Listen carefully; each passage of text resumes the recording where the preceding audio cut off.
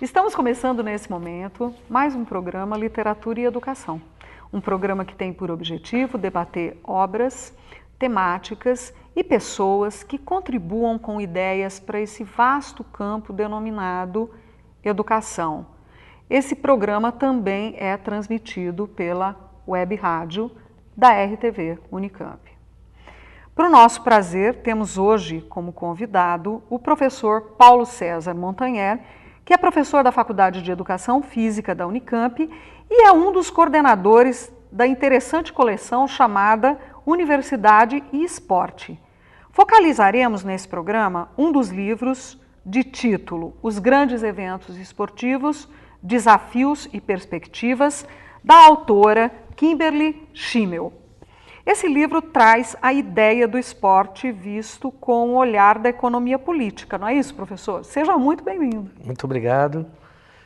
Eu agradeço novamente estar aqui na RTV e a oportunidade de falar desse trabalho da professora Kimberly Schimmel, que é uma pessoa que nós conhecemos em 2010 e quando coordenávamos um projeto importante que discutia através do Centro de Estudos Avançados, que discutia as relações entre esporte e sociedade, esporte e universidade.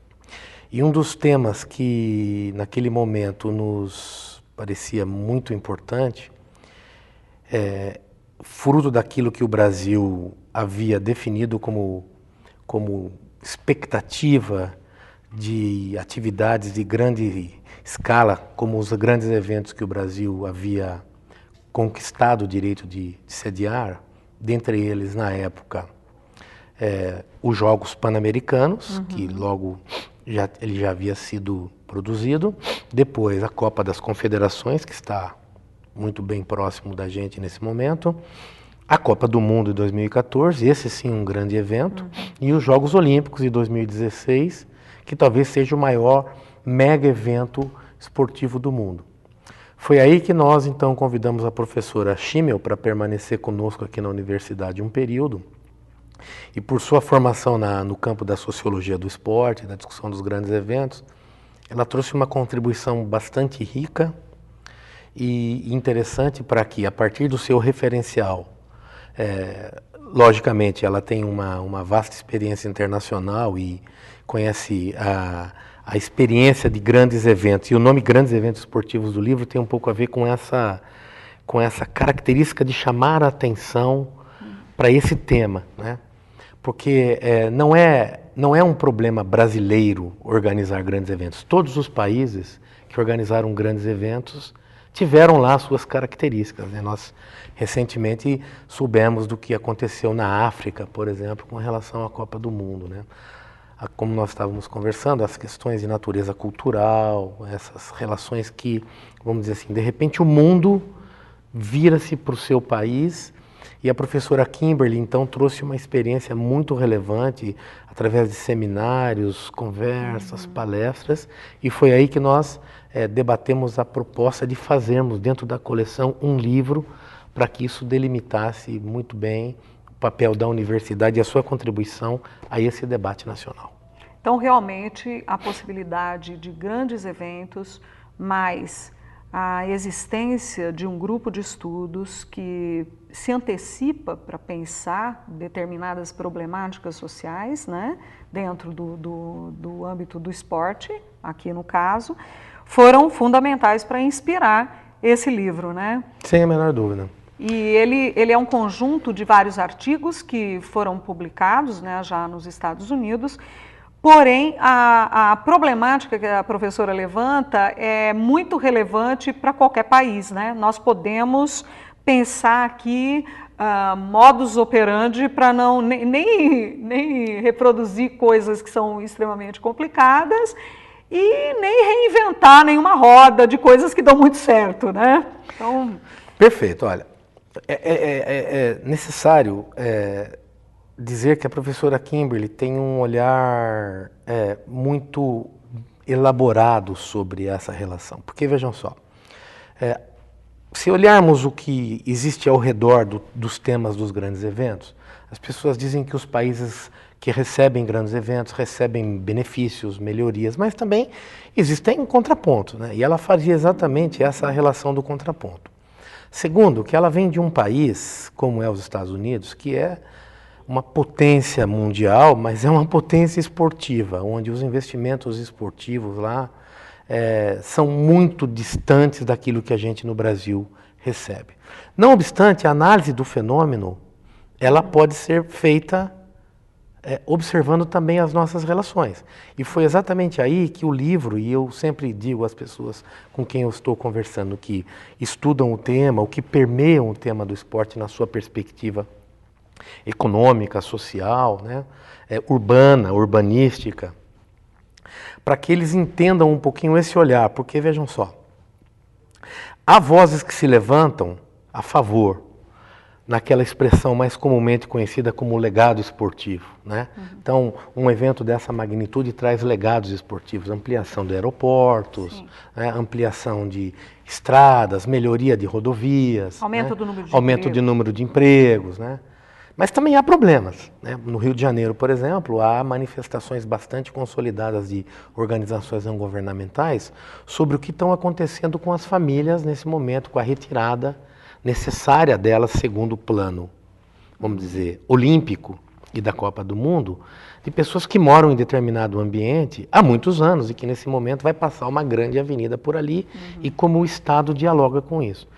Então, essas relações são muito importantes para nós da universidade podermos refletir sobre o papel do esporte, porque não tem como negarmos que o maior fenômeno do século XX é o esporte, do ponto de vista de transferência de recursos, de crescimento econômico, de envolvimento dentro do PIB dos países, né? De transmissão de conceitos, de conhecimentos, de cultura, de uma relação de globalização nunca antes observada em nenhuma cultura. Eu sempre costumo dizer aos alunos que uma música, por melhor que ela seja, ela tem uma língua, mas o esporte tem uma linguagem corporal que todos conseguem compreender, quase que universal. Portanto, o esporte foi descoberto por várias das estratégias e mecanismos de comunicação. E tudo isso traz muitas coisas positivas, mas também muitas reflexões relevantes em relação a isso, né? Que eu acho que é um pouco aquilo que o livro diz na perspectiva dentro de algumas temáticas, como a questão urbana, a questão da organização, a questão da segurança, né, e coisas dessa natureza. Eu juntaria, professor, o aspecto educativo, né? Como pedagoga que eu sou, eu acredito que nesses momentos, que são longos temporalmente falando, de quando você idealiza uma possibilidade de um evento desse porte, até ele acontecer, é muito tempo, né? Você tem um tempo para ser trabalhado, seja para implementar as construções necessárias, construções, edificações, como também construções educativas, eu diria, porque as pessoas têm que ser educadas para isso. Você pode pegar países onde a cultura de grandes eventos ela é muito difundida, as pessoas já têm até introjetado determinados comportamentos para isso, e ao passo que em outros lugares ou aconteceu esporadicamente no tempo, né? E eu acho que a gente precisa pensar no aspecto educativo também das pessoas que vão participar de todo esse processo. O mundo globalizado, ele exige, né, a capacidade do trabalho voltado à diversidade. Isso costuma ser um grande desafio, né? Eu gostaria que a gente pudesse pensar um pouquinho junto. A revitalização urbana, por exemplo, você pegar uma área que já está degradada e você pode fazer todo um trabalho de revitalização para beneficiar determinados contextos por conta de algum evento que pode acontecer nesse lugar, né? Como que você enxerga isso? A gente tem bons exemplos aqui no Brasil? Eu creio que o grande momento e talvez a primeira manifestação internacional de preocupação na relação entre esporte e a urbanização das cidades através do esporte se dá em Barcelona, que é o que a professora Schimmel sempre comentou conosco várias vezes e ela registra no livro e registra em outros estudos dela. Me parece que ali o mundo tomou, até mesmo porque vejamos, um evento dessa magnitude, se considerarmos as verbas de segurança, transporte, alimentação, implementação de modelos de controle, enfim, todo o aparato que envolve isso. Transporte. Nós estamos imaginemos, são recursos gigantescos, né? Que nenhum Estado é capaz de fazer isso. Há um programa que a BBC de Londres fez há alguns anos atrás, uma série chamada Mais Que Um Jogo, e essa série mostrava exatamente a transição do movimento olímpico de um modelo estatizado, ou muito mais focado na responsabilidade do Estado, para um modelo onde as empresas privadas começam a participar daquilo e identificam o potencial que aquilo tem para que as suas marcas, né, pudessem ser circuladas aquilo, né, gerando aquilo que hoje chamamos de administração e marketing dentro dos esportes, enfim. Que isso também corrobora algumas ideias da professora Schimmel. Por quê?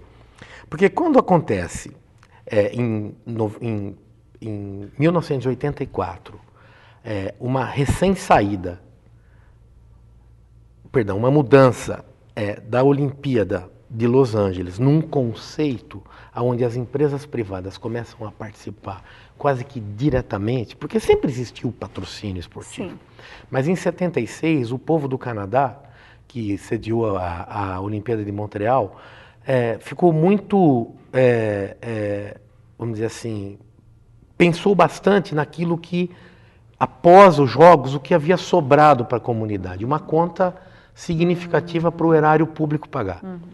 Nós não temos dados publicados de 80, porque como a Olimpíada foi em Moscou, e houve um debate na época de boicotes, não sei se as pessoas se recordam, mas o bloco americano boicotou os Jogos Olímpicos em Moscou, isso acabou acontecendo também na Olimpíada de 84, com o bloco soviético também boicotando as Olimpíadas de Los Angeles.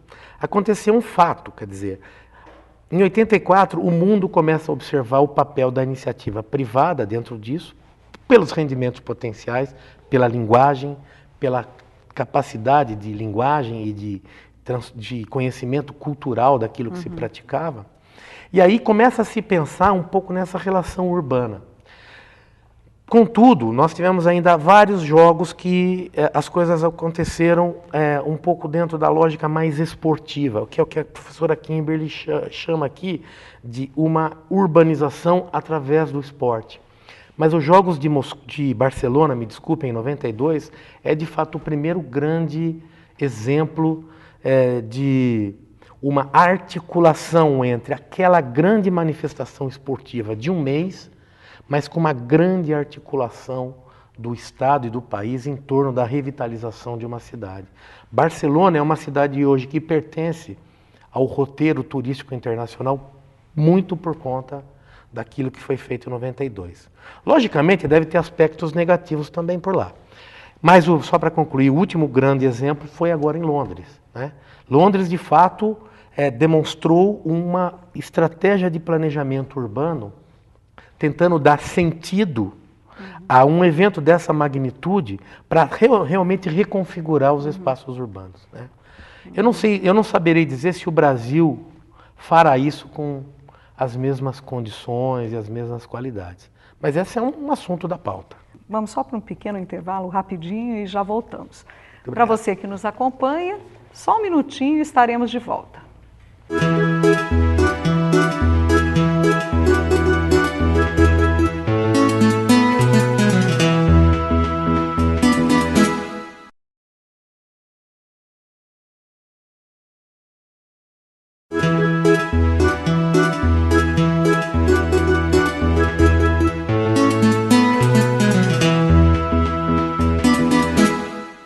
Estamos recomeçando nesse momento o programa Literatura e Educação, um programa que tem por objetivo debater obras, temas e pessoas que contribuam para esse vasto universo denominado educação.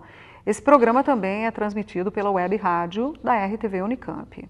E nós temos hoje, para nossa satisfação, como convidado, o professor da Faculdade de Educação Física da Unicamp, Paulo César Montanher, que foi um dos coordenadores da coleção Universidade e Esporte. Nós estamos focalizando, nesse programa, um dos livros de título Os Grandes Eventos Esportivos, Desafios e Perspectivas. A autora é Kimberly Schimmel e ele traz a ideia da discussão do esporte pelo viés, pelo olhar da economia política. Continuando então nossa conversa, professor, esses mega eventos, eles trazem um grande desafio para os pensadores deles, né? Por quê? Porque a gente vai trabalhar com tradições, com cultura, não só do país de origem que vai sediar esses mega eventos, como também do próprio país, de quem vem e de quem está. E para a gente não cometer deslizes do tipo infringir alguns mandamentos que podem ser até religiosos de determinados grupos ou culturais, é necessário que nos grupos que pensam esses eventos, para além do pessoal do marketing, das empresas com os interesses privados, que são muito importantes para conseguir viabilizar esses eventos, não tem necessidade de ter pessoas que estudam as questões envolvidas, para que a gente não tenha, às vezes, imensos gastos em coisas que são inócuas e, às vezes, até denigrem os próprios eventos. O que você pensa disso? Você comentou no bloco anterior algo que eu acabei não comentando, mas é fundamental. Não tenho a menor dúvida que o esporte é um grande fenômeno educacional, como você comentou, a questão da educação, né? Eu pertenço a uma área de estudo com algumas pessoas aqui da Unicamp e algumas pessoas que a gente conversa no país, que nós chamamos de pedagogia do esporte, ou seja, através do esporte a gente ensina valores, ensina diferentes conhecimentos, ensina a cultura do jogo, ensina das diferentes esportes, né? Esse conceito se traduz hoje, ou pelo menos é uma expectativa de se traduzir para dentro da área da educação física escolar, né, ou nos diferentes campos.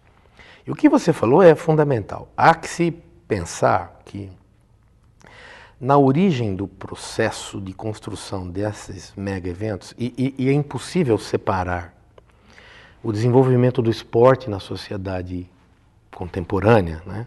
Basicamente, isso acontece, esse desenvolvimento toma muita consistência a partir ali do final do século XIX, início do século XX, quando o mundo, também associado ao desenvolvimento das culturas esportivas, ele começa a transferir isso para as outras comunidades, através de diferentes mecanismos, né? Pessoas que iriam ou que se deslocavam dos seus países em direção a outros para poder desenvolver conhecimento religioso, levavam uma bola, né? Ou então os Jogos Olímpicos, quando ele nasce no final do século XIX, ele também é um elemento que congrega as culturas e as pessoas. Portanto, não é possível dissociar esporte de educação e esporte de cultura. Há, no atual momento, uma maior facilidade de compreendermos as culturas dos outros países, né? Mas há gafes também, né? Não sei se vocês se recordam, mas na Olimpíada agora de Londres, num determinado episódio, se não me engano, uma das Coreias estava competindo e na hora de tocar o hino, tocaram da outra Coreia. O que, convenhamos, é um acidente diplomático, né? Totalmente diplomático. A ponto do Comitê Olímpico Internacional fazer desculpas públicas, né? Então acontece isso, mas o que a gente observa no trabalho cultural dos esportes, que essa relação nos eventos, né? Vamos dizer assim, nesses momentos onde as culturas esportivas elas se encontram, as comunidades que participam daquele evento esportivo, é uma troca muito positiva também, é uma forma de você difundir. Me lembro de 3 coisas muito práticas na relação dessa preocupação quase que sinérgica entre esporte e cultura dos países, né? Você percebe que no desfile de inauguração dos Jogos Olímpicos, os países entram, né? E é muito comum países africanos ou países asiáticos entrarem vestidos com trajes típicos da sua comunidade. Isso é uma forma de você difundir cultura. Né? Outra delas, né, a importância dos seus pratos típicos, isso também faz parte da relação. Agora, do ponto de vista da organização do esporte, independente de qualquer coisa, o modelo é cada vez mais unificado. Ele é um modelo comercial, né? E ele é um modelo de captação de dinheiro. Então, aquilo que gerou no final do século XIX modelos de gestão diferentes, eles estão cada dia se unificando mais. Portanto, eu quero corroborar com a sua ideia de que esporte o esporte como fenômeno, ele é um elemento social ou é um fenômeno social muito significativo para o desenvolvimento de cultura e de educação. Quando as pessoas transitam por vários países e desconhecem o modus operandi deles e as leis, a gente não corre sérios riscos, como o último deles aí cantado em prosa e verso na mídia, dos torcedores que infringiram um código de um país vizinho e hoje se encontram numa situação tremendamente difícil, né? O que você, como um educador do esportes, pensa que pode ser feito para se evitar esse tipo de situação? Fora, obviamente, o comportamento pela não violência, tudo, mas com relação mesmo ao conhecimento dos códigos.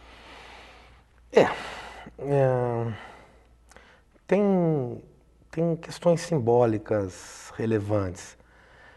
Acho que a China, a Olimpíada na China, e muitas das pessoas que lá estiveram relataram isso, que ali havia um choque cultural, né?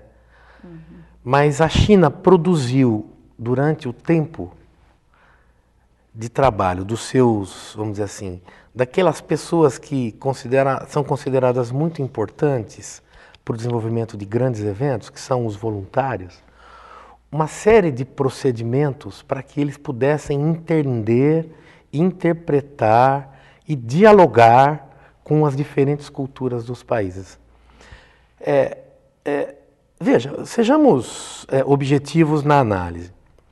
Ninguém vai a uma Olimpíada se não tiver um determinado nível sociofinanceiro. É caro você frequentar um evento dessa magnitude, né? Ou os Jogos Olímpicos. Então, não que ter mais recursos significa que você é melhor educado, mas o acesso à informação ela é mais disponibilizado. Mas você toca num ponto importante, especialmente nessa transnacionalidade do esporte cada vez maior, né? De culturas onde certas questões não são tão simples, né? Vamos falar de exemplos claros, ou objetivos também. A questão da mulher nos países muçulmanos, né? Que são muito diferentes do que nos países ocidentais. Né? São realmente temas... E hoje a gente observa que nos grandes eventos há comitês especializados procurando, vamos dizer, construir informações, documentos, treinamento, para fazer com que essa relação seja suave, né? E aconteça, seja potencial, aconteça para bom termo de tudo que... Agora, tem outras coisas muito também reais no mundo esportivo. Vou dar um exemplo muito interessante. Vamos falar da Fórmula 1, que é um grande evento. É um evento também transnacional. Se você observar, os grandes patrocinadores da Fórmula 1, esse é um assunto que a professora Kimberly não trata mais diretamente, mas ela sinaliza algumas coisas aqui no livro. são basicamente patrocinadores de bebidas alcoólicas e de cigarros, do fumo, né, da indústria do tabaco. O Brasil já enfrentou uma dificuldade quando veio ao Brasil a Fórmula 1 e os patrocinadores foram proibidos de divulgar as suas marcas nos carros. Então, o que está acontecendo na Fórmula 1? É possível observar que a Fórmula 1 está se deslocando geograficamente e está se deslocando nas suas competições para países que têm uma legislação, vamos dizer assim, mais, que aceita mais ou que não tem leis que proíbem a divulgação dessas marcas ou desses componentes. Né? Então, veja, porque tem conflitos. A gente viveu no Brasil a chegada... Falamos de um outro tema. A venda de cervejas dentro das arenas dos Jogos Olímpicos e da Copa do Mundo. Veja o debate que aconteceu no país. Né? Então, são questões não só culturais, mas também são questões legais e que muitas vezes a gente encontra diferentes relações. Agora, por um outro lado, é substancial pessoas que possam conviver com aquilo e encontrar essa diversidade cultural. É muito rico. Como lidar com a necessidade da segurança e, ao mesmo tempo, de um sentimento de tranquilidade para fruir esses eventos? Bom, especificamente sobre esse assunto, a professora Kimberly tem um capítulo que ela dedica só a essa questão da segurança, enfim. Tem alguns dados aqui que são interessantes, mas ela se reporta um pouco antes do 11 de setembro, naquele Setembro Negro de 72, nas Olimpíadas de Munique. O atentado, né? Do atentado em Munique, que aquilo sim fez com que o mundo tivesse o olhar qualificado para o papel simbólico do esporte e, sobretudo, dos Jogos Olímpicos. Ela diz assim, não há como negar que os grandes eventos esportivos encerram grande utilidade simbólica para os atores terroristas. Portanto, o 11 de setembro só vem reforçar aquilo que já se sabia. E os Jogos Olímpicos ou os grandes eventos esportivos, eles são cenários perfeitos para grandes mensagens terroristas. E a militarização do esporte, então, passa a ser alguma coisa importante, porque, vamos dizer assim, inexorável, na medida em que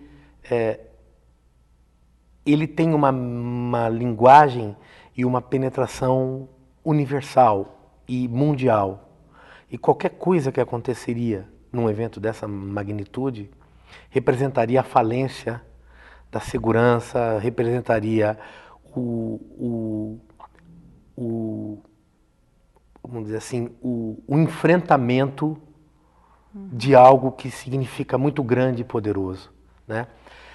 Mas, por um outro lado, há relatos de famílias e de sociedades que viveram no entorno disso, da ausência da privacidade, porque tudo passa a ser monitorado por câmeras, monitorado por guardas, monitorado por entradas, passagens, né?